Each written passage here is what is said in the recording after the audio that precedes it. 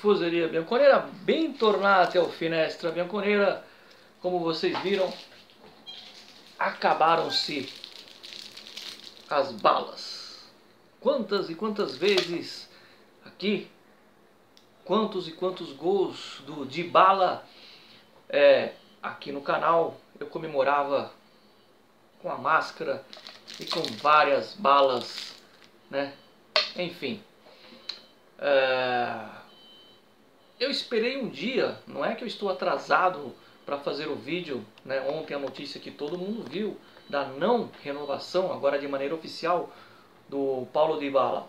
Não é que eu esteja atrasado, foi proposital, porque como o Dybala é um pouquinho mimado, poderia ser, existia sim a possibilidade ainda que de 1% dele pôr o rabo entre as pernas, procurar a diretoria e falar, tá bom, eu vou aceitar, vou aceitar os 7 milhões e vou renovar.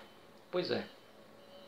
Então, a precaução ao longo dos anos me ensinou a esperar antes de falar alguma coisa. E aproveitando que eu já vi muita gente falar, principalmente na Itália, entre jornalistas e amigos meus tifoso, vou dar aqui a minha opinião e esclarecer também como que foi essa saída do Dybala, né? Deixar claro que é uma coisa de normal no mundo do futebol. A não renovação de um contrato, ela é normal. Então não existe um traidor, tá? E não existe um desprezo da Juventus. O que existe é um fim de um acordo, de uma junção de interesses. Lembrando que, é verdade, a Juventus não fez força para renovar com o Dybala. E é verdade que o Dybala também não quis aceitar a primeira proposta. Só que aí é aquela coisa, quem deu a primeira palavra, quem tem o comando da situação é o clube. E o clube que deu o primeiro passo para o não. Entendeu? Por isso que eu não considero ele um traidor, né? Quem deu o primeiro passo para o não foi a Juve. E isso é normal, isso faz parte, né? O Dybala foram 7 anos, dos quais os primeiros 5 anos ele foi razoavelmente bem, que deu esses momentos de alegria para nós, e nos 2 últimos anos ele foi inexistente. Na temporada que o Pirlo foi treinador, por exemplo, ele jogou apenas um mês, né, na hora que você somar lá o número de jogos. E essa última temporada, apenas 1/3 dos jogos ele esteve presente. Claro, não é culpa do jogador se ele está machucado, a não ser que ele não se cuide, não é o caso dele. São lesões realmente que a gente espera que ele não tenha mais na carreira. E aí é que entra o meu elogio à diretoria, que na minha opinião agiu certo em não renovar com o Dybala. O jogador vai fazer 30 anos, tem quase 30 anos, não é mais um jovem. E como que você vai renovar um contrato, seja por 3 anos, seja por 5, não importa. Como que você vai renovar um contrato para um cara para oferecer 8 milhões e meio, que é o que tinha acordado Juventus e Dybala em outubro, e depois o Arrivabene baixou para 7 mil mais 2 de bônus? Como que você vai pagar 8,5 para ele? Vamos esquecer os bônus. 8 milhões e meio para ele, se ele não pode te garantir presença nos jogos. A cada 10 jogos ele joga 1. Isso não é vantajoso para o clube e amarra, por causa do salário, o clube na questão se você for procurar um substituto. Então, infelizmente, ou felizmente, a diretoria acerta. Eu concordo com o Arrivabene, né? A Juventus poderia pagar o que ele queria, desde que ela tivesse a garantia de que ele estaria em campo na maioria dos jogos. Infelizmente a gente não tem essa garantia, visto os 2 últimos anos desses 7.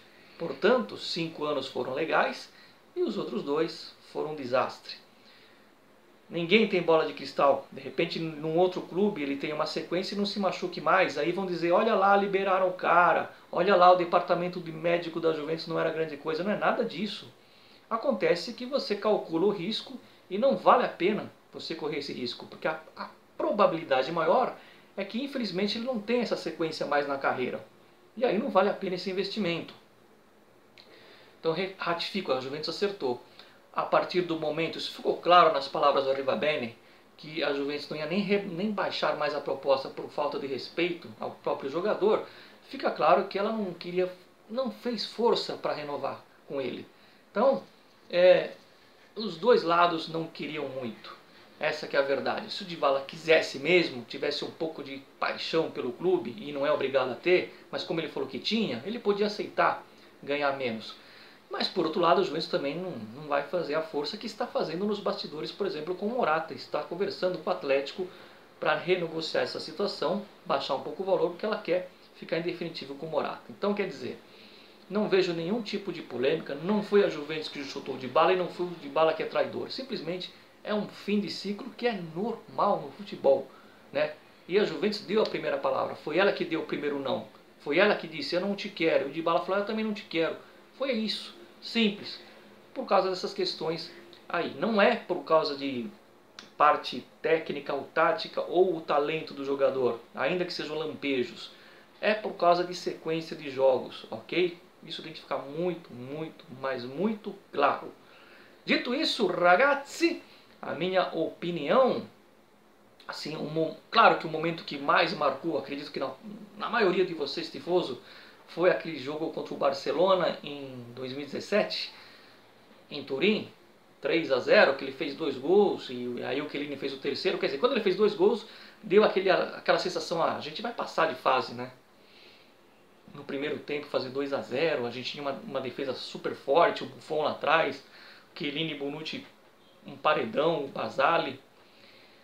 E aí, marcou. Mas pra mim, tem um outro jogo que marcou muito, foi uma partida no mesmo ano, em Roma, contra a Lazio, onde aos 46 do segundo tempo, o jogo estava 0-0, o Dybala numa jogada individual, faz um belo gol, e cala os napolitanos, que estavam até fazendo live ali, comemorando aquele empate, porque o Napoli ficaria à frente, e aí o Napoli do Sarri estava forte na briga do Scudetto, e ali eles ficaram com uma cara de... né, vendo que o Dybala tinha marcado o gol lá em Roma. Foi para mim um momento mais marcante, momento áureo do Dybala, foi aquele gol. Só aquele gol lá que acabou com os napolitanos, com a alegria deles em Nápoles, já valeu para mim a passagem do Dybala na Juventus. Então assim, nada a lamentar, agradeço a passagem dele, agradeço os gols que ele fez, mas acerta sim, na minha opinião, a diretoria em não querer correr o risco de renovar um contrato com um jogador que infelizmente não pode ter sequência de jogos, porque o físico aponta isso. Não é chinelinho, não é nada disso. De repente o cara tem mesmo um problema lá, sério, e não consegue ter sequência de jogos. Esse é um ponto importante. Para onde ele vai? A mim não me interessa próprio. Se vai para o Bar, parece, ele vai para a Espanha, parece. Né? O Atlético de Madrid sempre foi namorado dele. O Barcelona do Xavi tem um espaço grande para ele, sempre quis ele também. E o Marotta já conversou com ele. Pode ser que ele vá para a Inter. Para mim, ó, não me interessa próprio. Eu olho só para a Juventus. Outra coisa importante. E tem gente na Inter que não quer ele lá, hein, torcedores. Torcedores da Inter não querem, já falaram até para mim. Tenho amigo interista na Itália e olha, esse cara só se machuca, aqui não. Mas eu quero tranquilizar vocês, torcedores. Por isso que o vídeo merece um like. Você que é juventino, a Juventus já tem. Vou repetir, a Juventus já tem nas mãos, não uma bala, mas ela já tem o substituto do Dybala. E não é de hoje.